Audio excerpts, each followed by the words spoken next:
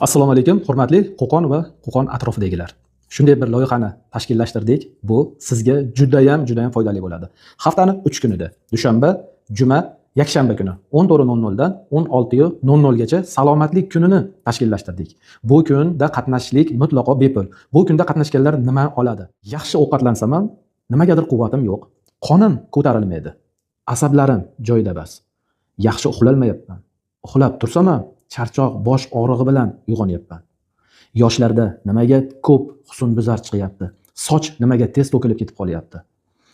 Yosh bolalardagi qurt va gijjalarda bir hafta, 10 kun, 15 kunda tushirib yorishlik qanchalik zararliligini, suyak bo'g'imda nimaga og'riqlar kelib chiqadi?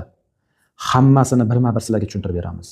Shunday bir dastur tuzganmizki, uni diqqat bilan eshitgan odam aqli hushi joyida bo'lsa, oson o'zlashtirib oladi va yaxshi tushunadi. Uni hayotiga tatbiq qilib borsa, yildan yilga salomatligi tiklanib boraveradi. Sog' bo'linglar, salomat bo'linglar. Mana shu yerga telefon nomer qoldiraman. Kimga agar shunday ma'lumotlar kerak bo'lsa, bemalol aloqaga chiqaveringlar.